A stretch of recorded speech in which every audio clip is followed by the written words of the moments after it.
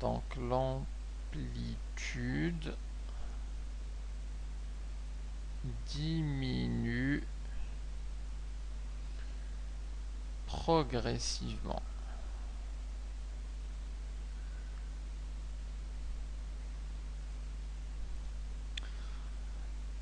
Et on a donc le régime qu'on va appeler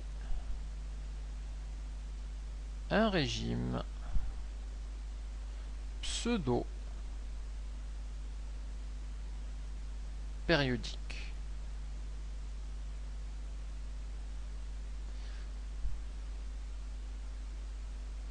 Il n'est pas complètement périodique, mais il est pseudo-périodique. Il est presque périodique, mais à cause de la résistance du circuit, les oscillations sont amorties. Alors si on a à dessiner, traçant la tension UC de T, alors pour que ça soit visible, alors je ne prendrai pas la même échelle, je prendrai une échelle plus petite pour qu'on voit la décroissance en fait sinusoïdale. Alors les oscillations commencent à E, elles restent sinusoïdales, mais leur amplitude va en fait en diminuant.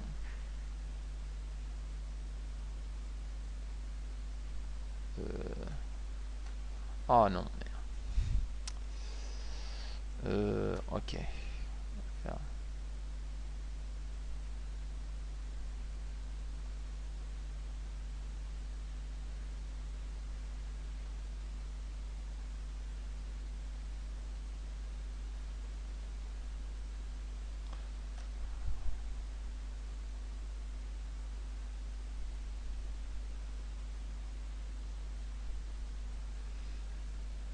Donc les amplitudes diminuent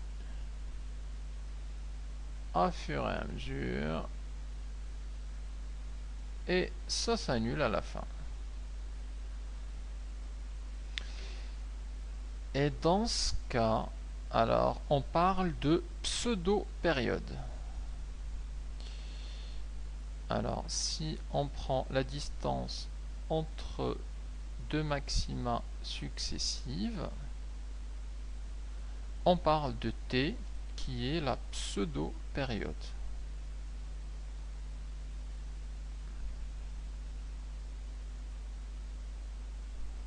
Et on peut, en première approximation, donc pour faire les calculs, dire que la pseudo-période est à peu près égale à la période propre, c'est-à-dire aux 2π racines de LC. Ce qui veut dire qu'en fait, lorsqu'on est dans le régime pseudo-périodique, on garde quand même pas mal de propriétés du régime périodique, notamment la période, qui est quasiment à peu près égale à T0, seulement les amplitudes diminuent à fur et à mesure. On a ensuite le troisième régime de fonctionnement, c'est lorsque la résistance totale,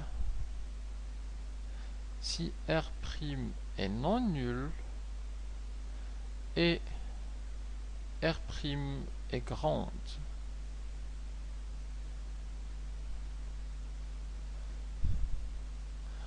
Non nulle et grande. Alors dans ce cas-là, on a bien évidemment un circuit RLC. Cependant, on n'a plus d'oscillation dans le circuit.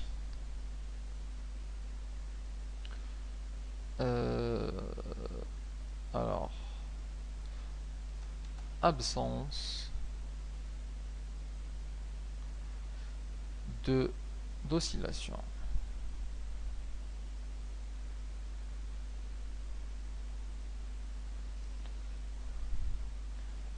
ce qui correspond à un régime qu'on va appeler le régime apériodique.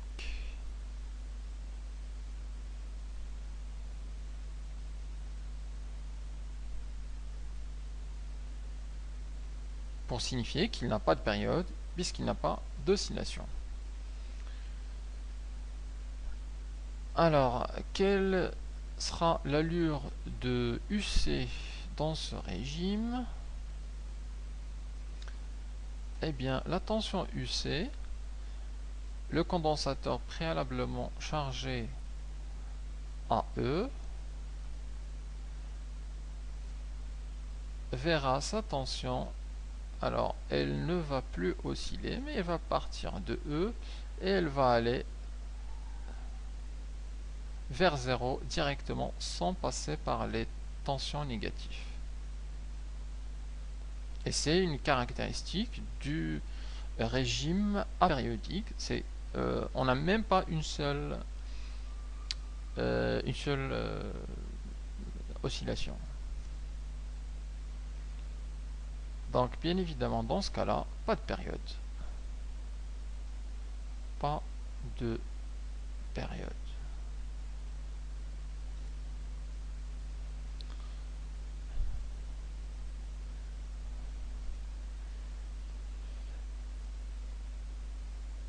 Alors entre ces trois régimes, le régime périodique sinusoïdal, le pseudo-périodique et le régime apériodique, on voit que ce qui change, c'est en fait la valeur de la résistance du circuit.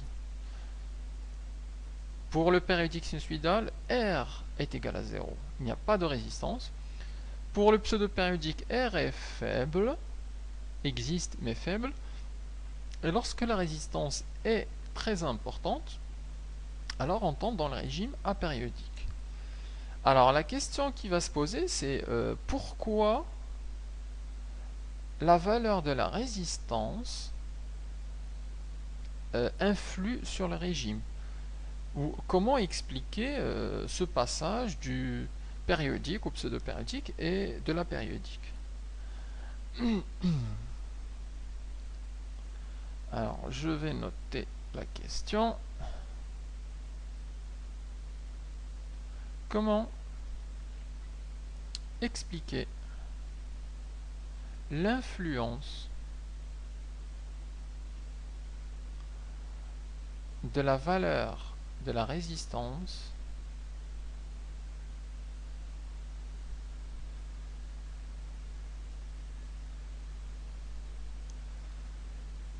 sur le régime de fonctionnement?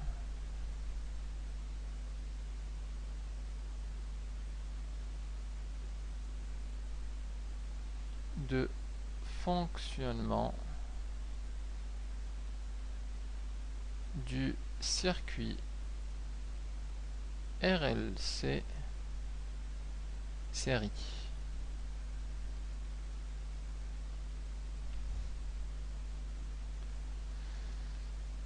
Alors pour ça, il faut voir l'aspect énergétique ou ce qu'on appelle l'échange d'énergie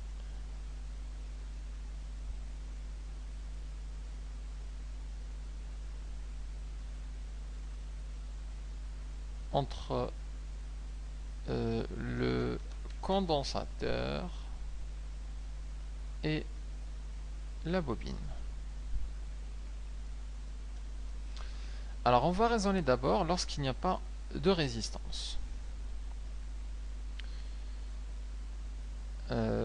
Donc R égale, donc le R' égale à 0. Alors qu'est-ce qui se passe? À t est égal à 0, le condensateur est complètement chargé.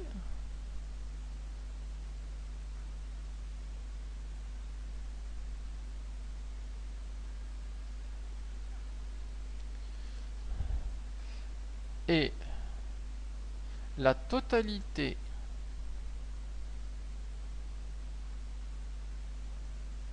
de l'énergie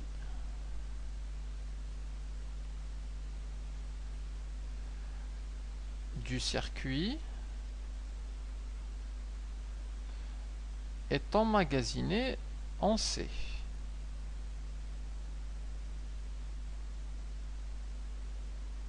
Emmagasinée dans le condensateur C.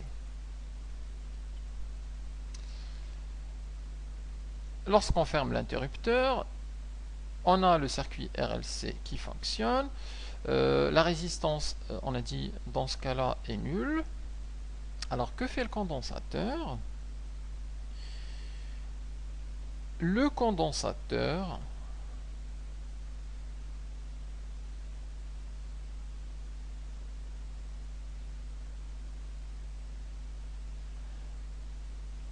envoie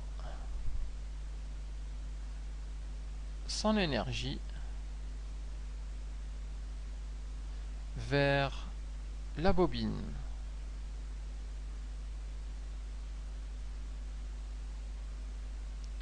Cette dernière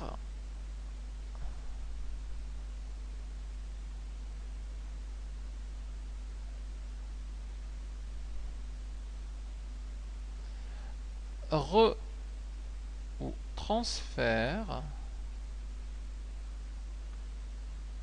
cette énergie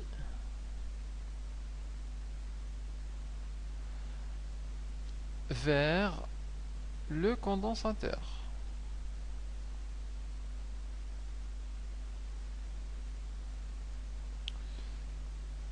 Le condensateur qui recommence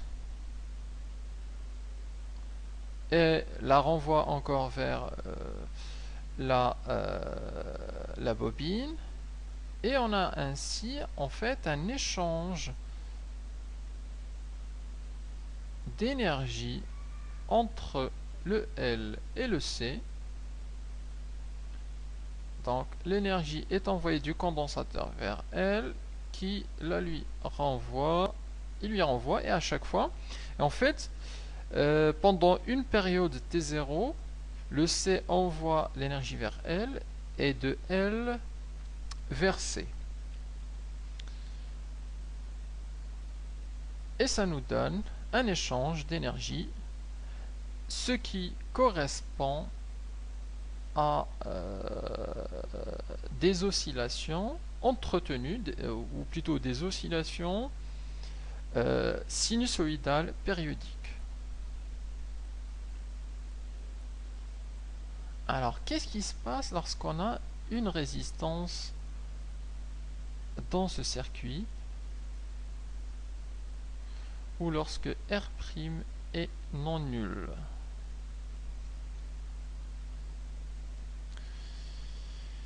Alors, lorsque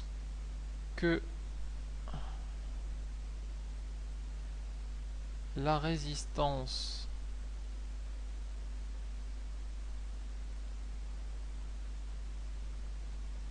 du circuit est non nulle,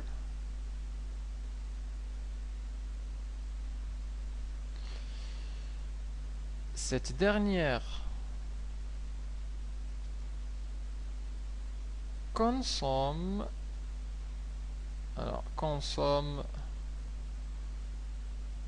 une partie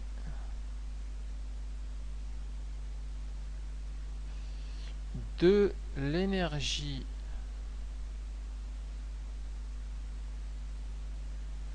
totale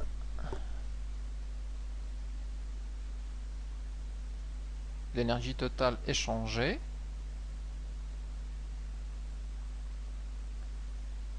à chaque période.